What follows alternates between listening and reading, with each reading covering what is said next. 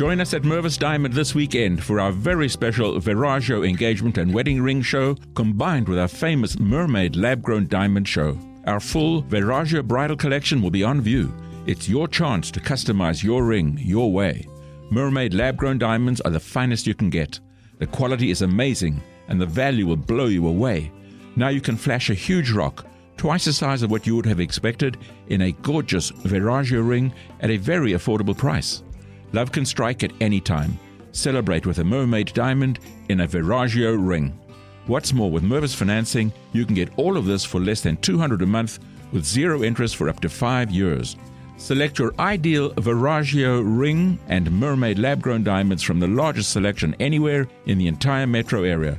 Only this weekend and only at Mervis. Don't miss this special savings offer. Mervis Diamond Importers. Register at mervisdiamond.com or call 1-800-HER-LOVE.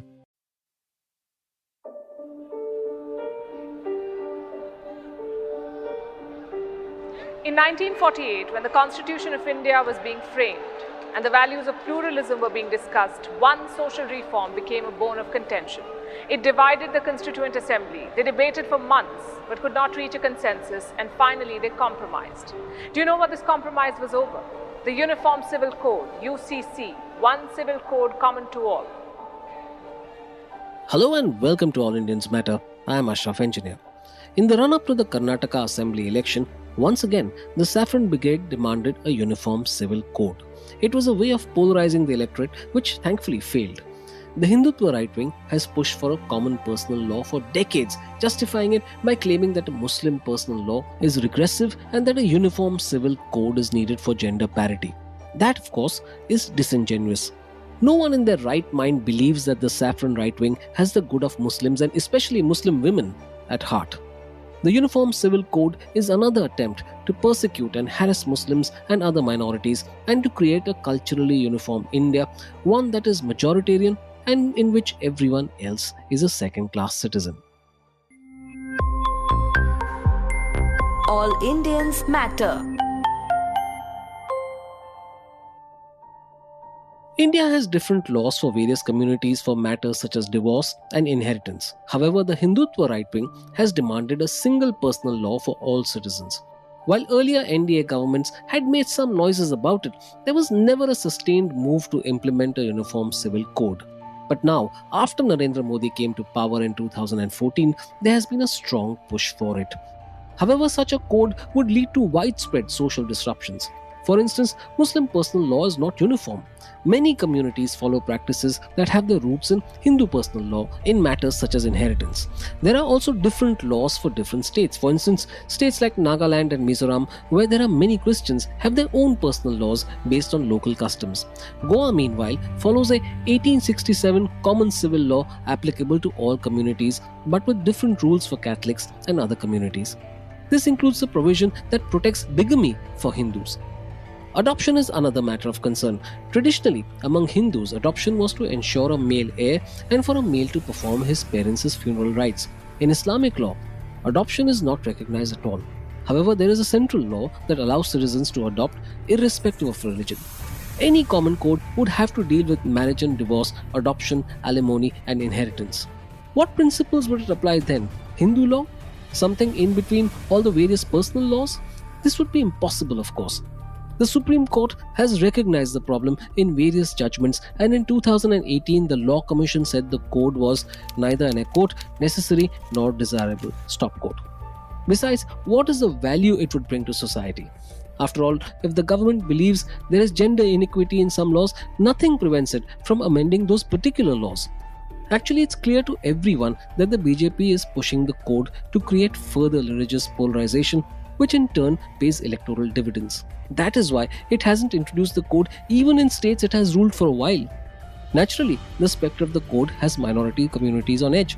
Recently, the All India Muslim Personal Law Board called the idea of a uniform civil code, and I quote, an unconstitutional and anti-minorities move, stop quote. The statement followed the Uttarakhand Chief Minister Pushkar Singh Dhami saying his government was preparing the first draft of the code for his state. Which are the other states mulling such a code?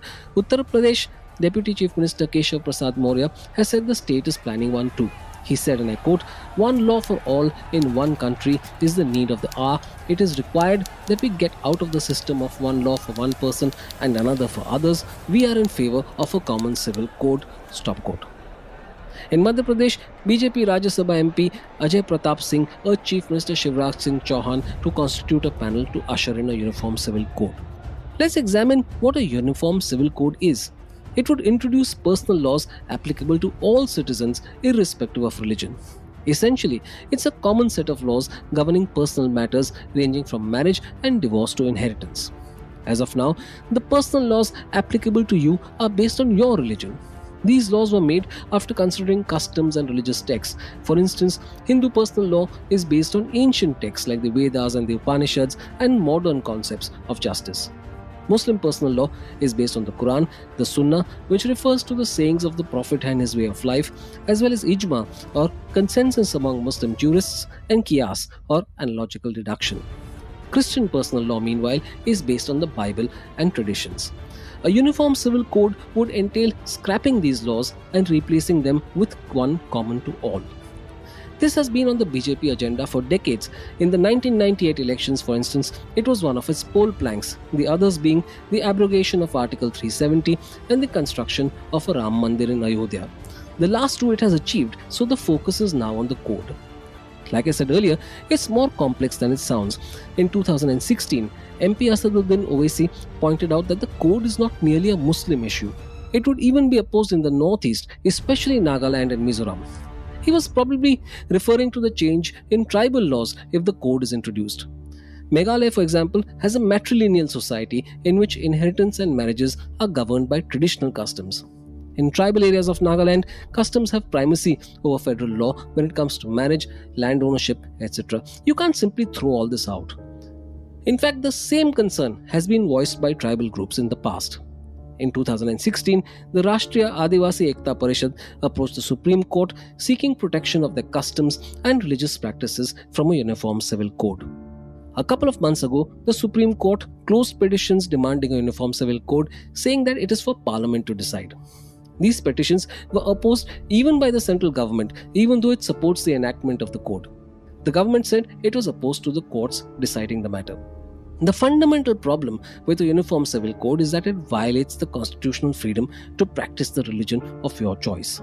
In this freedom is implicit the freedom to follow your faith's personal laws. Article 25 gives every religious group the right to manage its own affairs, and Article 29 gives them the right to conserve their distinctive culture. There's a reason the Fundamental Rights Subcommittee of the Constituent Assembly of India did not adopt the code. One of the slogans voiced in favor of the code now is "One Nation, One Law," but even the Criminal Procedure Code and Indian Penal Code don't follow the One Nation, One Law philosophy. How can it then be applied to personal laws that are even more diverse? Take the Indian Evidence Act of 1872. It's a federal act that was amended by West Bengal and Tamil Nadu. Take the legal drinking age. Different states have different legal ages. The fact is that the framers of the Constitution never wanted total uniformity. Personal laws were placed on the concurrent list, giving both Parliament and states the power to legislate on them. If they wanted uniformity in personal law, the framers would have put the laws on the union list alone. Here's the fear of what the BJP means by a uniform civil code, a saffron-hued personal law for all communities.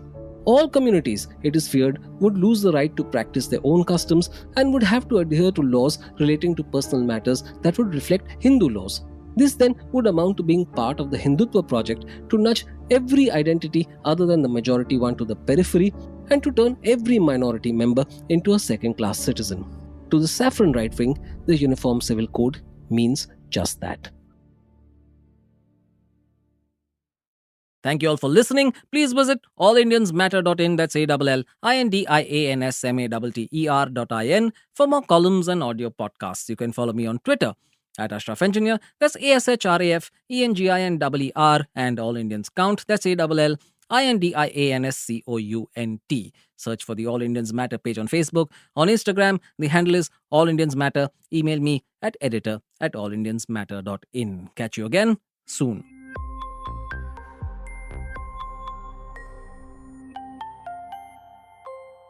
This Memorial Day weekend, take part in special remembrance events at the National Museum of the United States Army in Alexandria, Virginia. The National Army Museum brings to life 248 years of Army history through true stories of service and sacrifice. Come learn about the men and women who won our nation's freedom and have protected it ever since. Off the Fairfax County Parkway, minutes from I-95, open 7 days a week with free admission and parking. For tickets and special event details, visit usarmymuseum.org. That's usarmymuseum.org.